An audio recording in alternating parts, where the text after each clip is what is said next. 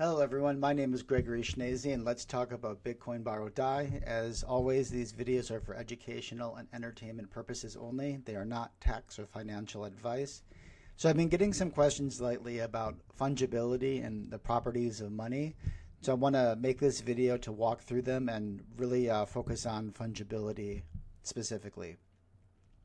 Bitcoin Borrow Die is powered by Bitstack. Build your wealth in Bitcoin terms. Start your free trial at trybitstack.com.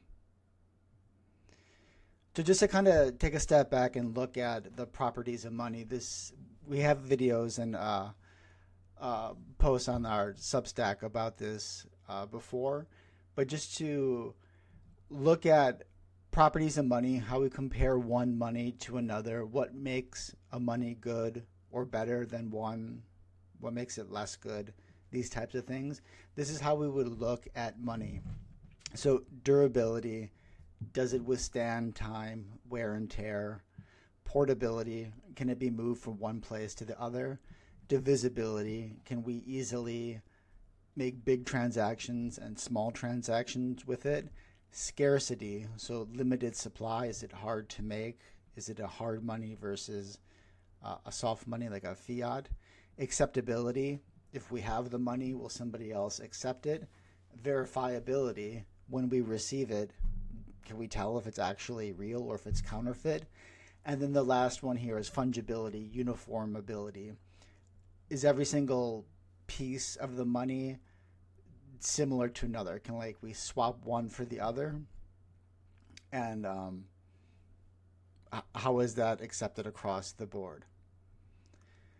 So when we look into fungibility here, it's really a superpower of uniformity that makes every unit of the money swappable or about the same, right? So if I owe you $10, I can pay you back with a $10 bill, with two $5 bills, with 10 $1 bills, right? It doesn't matter which specific $10 bill I'm giving you to pay back the debt. It could be any one of the however many billions of $10 paper bills exist, right? They're all equally the same in extinguishing the $10 debt that I owe you. So that's a property or an example of fungibility where they're all uniform, they all do the same thing, there's no difference between them.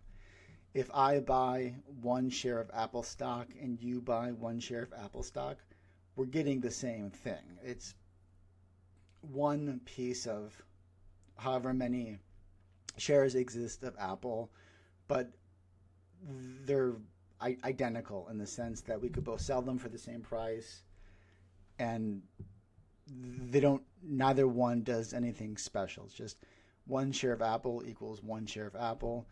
One $10 bill is the same as any other $10 bill. And this is really the property of fungibility. It's this identical interchangeability that is, fundamental to how economies scale and run without friction, right? So my $10 bill can extinguish any $10 debt, and we don't really have, I don't need a special $10 bill to do that. And then this gets us to what is fungible versus what is not. I mean, you've definitely heard of NFTs, a non-fungible token. So we've touched on fungible assets, fungibility. A $10 bill, a Bitcoin, a share of Apple stock are all fungible assets. On the other side of that are non-fungible assets, where they're deriving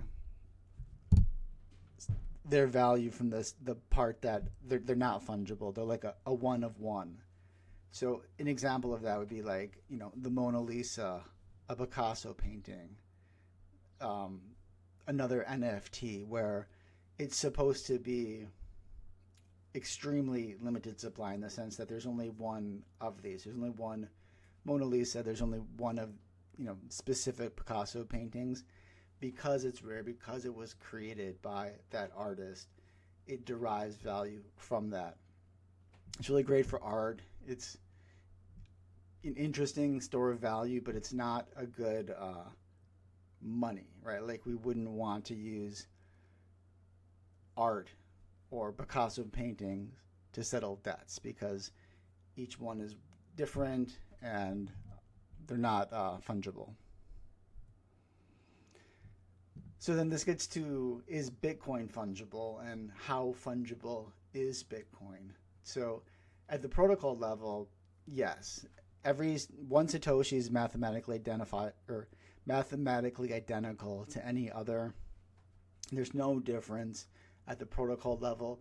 They all spend the same. They all move the same. So if I have 100,000 Satoshi debt that I need to pay you, any 100,000 Satoshis that I can put together, send you on the network, would extinguish that debt. From a protocol level, it's perfectly fungible. In practice, it's a little bit different because the blockchain records all transactions of Bitcoin from the Genesis block. So there is a history that is more traceable with Bitcoin. So going back to the $10 bill example, there is a history of that $10 bill. You don't know who had it before or before that or before that, right? So like bad people, bad actors could have held that $10 bill at one point and now it's in your hand.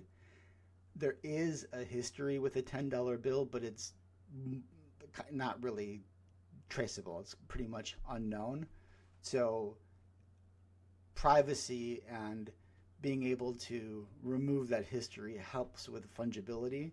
With Bitcoin, especially on-chain, you can look at that coin or those Satoshis and just move them back all the way until you found the block that they were mined in. So if they were part of, a bad exchange, a bad country, a bad actor, there is some potential risk of them being tainted or less desirable.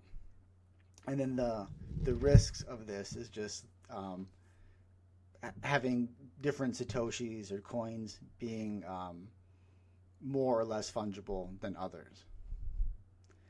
And then there's ways to combat this and kind of increase fungibility and privacy in Bitcoin over time. So one way are coin mixers, where you pool your sats together with thousands of other people, mix them, and basically try to break the ownership trail so that they all come into one big pool, they get mixed, and then there's no way to tell who got what in terms of history outside of that mix. So that's one way to break history and increase fungibility. Another one is the Lightning Network, where besides the on-chain footprints of opening channels, transacting through the Lightning Network is extremely private. And when you receive something out of it, the history is relatively broken. And then also future layers, so our Cashu, federated eCash, potential zero knowledge proofs. These could all be either built on top of Bitcoin or built with it, and it's ways really to improve privacy and fungibility over time. And for us, for Bitcoin Borrow Die, fungibility is important because we don't want any history checks, delays, friction, or haircuts on the collateral we post. We want our collateral to be pristine.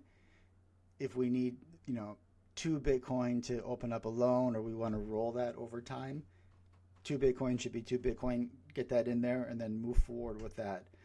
And then really just pristine inheritance so that when people inherit our assets, there's no worry about the history or any breaks or any issues with fungibility.